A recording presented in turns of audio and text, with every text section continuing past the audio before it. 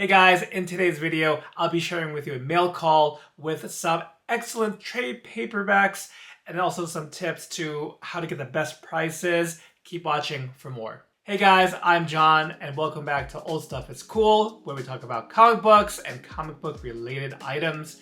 Now there's a few different names for what we're talking about today, whether you call them trade paperbacks or graphic novels. These are collected editions of some comic books, and I have a mail call to share with you today of some trade paperbacks that I just got in. Although there is a collectible aspect in some regards to trade paperbacks, for me, these are my reader copies. They are the ones that I would lend friends or family if there's a comic book or storyline that I'm really enthusiastic about and want them to check it out.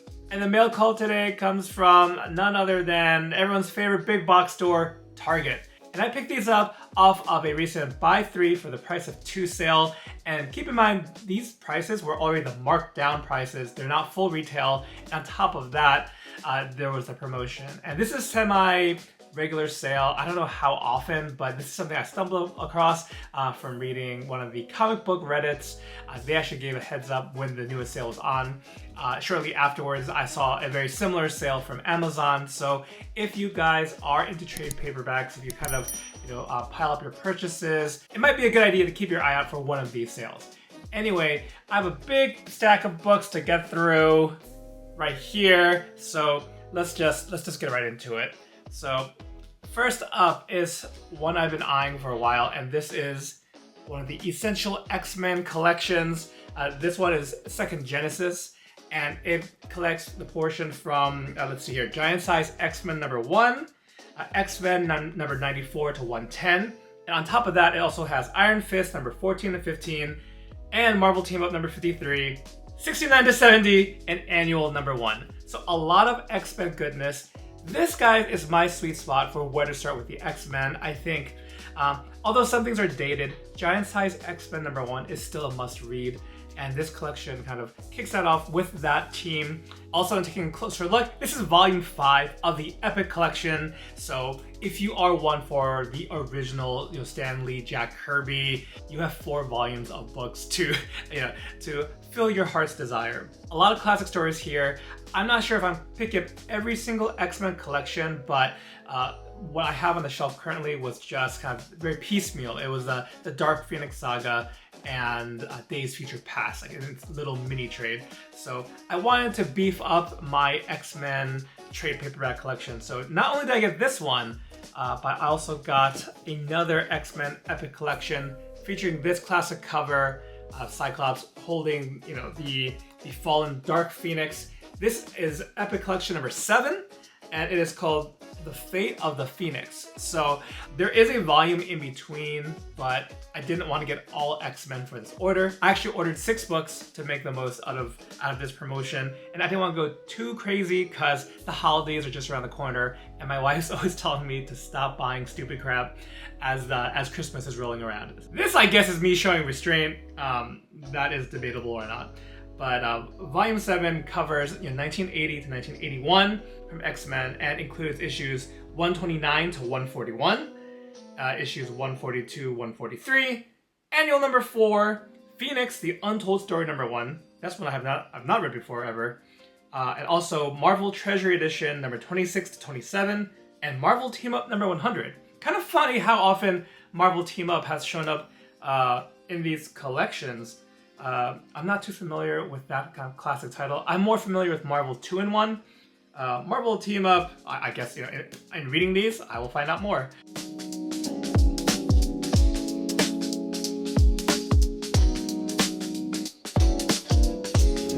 This is in no particular order, but the third one I want to talk about is this bad boy right here. Teenage Mutant Ninja Turtles, The Ultimate Collection, Volume 1. I forget, there are a number of Ultimate Collections, maybe 3 or 4 volumes. And so this collects the original 7 issues from Eastman and Laird's Ninja Turtles.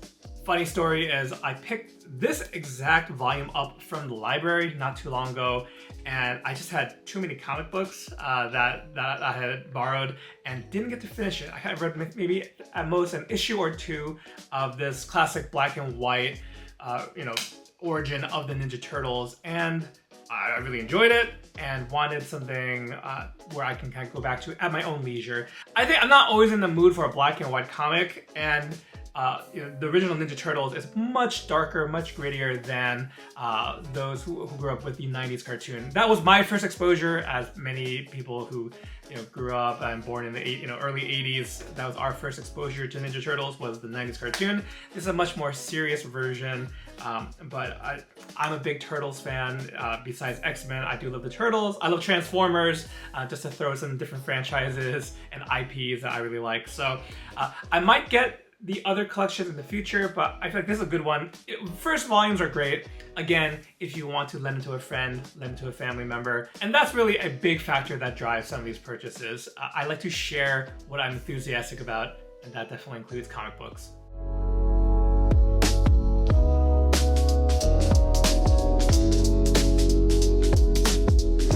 The back half of this order are all hardcovers. You'll see these are still sealed because I have actually read these before in either in digital format or through the library once again. I can't stress enough how great a resource the public library is to check out new stories, check out classic ones, and maybe even use it as a way to a little test trial before putting some money down for the original issues or trade paperbacks. So the first kind of hardcover here is the deluxe edition of The Nice House on the Lake. It kind of goes into the genre of horror, but I am more comfortable saying maybe like a sci-fi thriller. And this one comes from New York Times best-selling author James Tynion IV. Actually, James Tynion, some great kind of horror tinged stories. I've really got into him and his works this past year with some excellent art by Alvaro Martinez Bueno and Jordi Belair. So this is a complete story, although there is a follow-up that's coming out monthly right now. Although it leaves a lot of loose ends, and in general, not knowing what's going on exactly is a big angle of this book, but it's a really good read. If a sci-fi thriller based in modern day sounds interesting to you, this is also under DC's Black Label. This is a really good read, and if you're already kind of familiar with James Tynion's work, and didn't read this one because maybe it's not a superhero book or you just missed it, highly recommend it. The deluxe edition collects issues 1 through 12. I think in the softcover, it might be broken up into 2 volumes, just as a heads up. So, Nice House on the Lake, deluxe edition.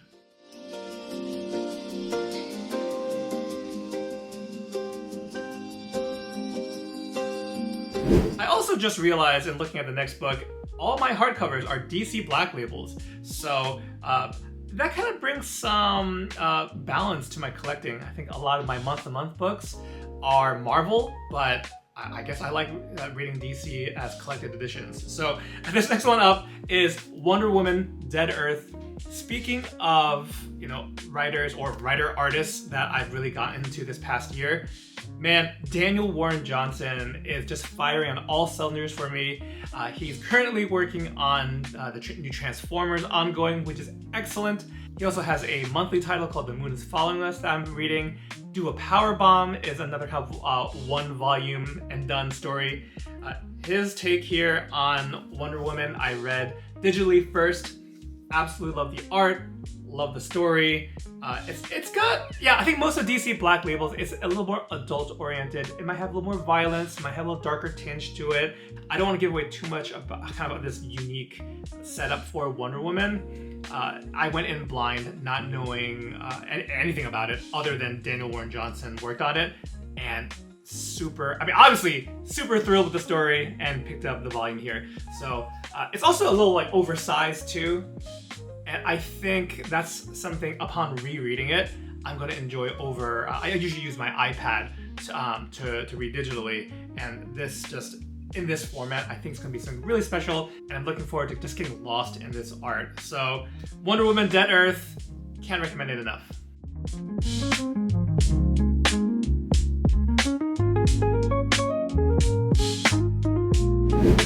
The 6th and final book in this Target order is also Wonder Woman.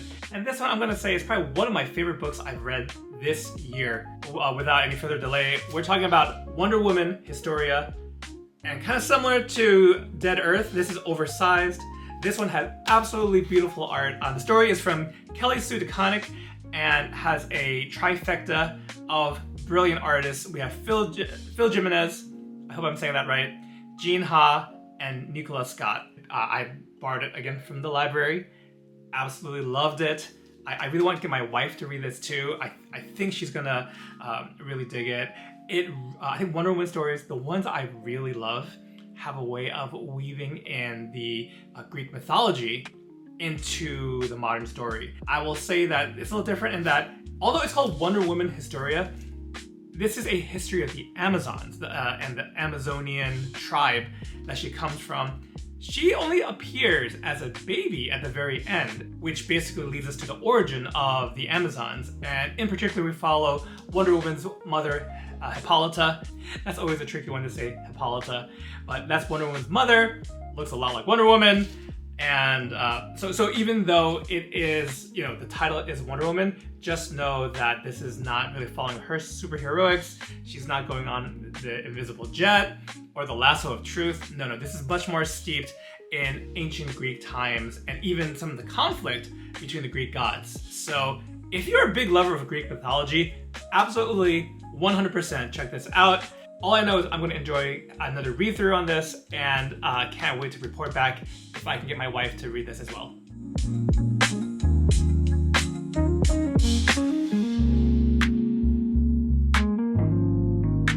So those are the 6 books I got from the recent Target sale. Again, it's a great time to pick up trades.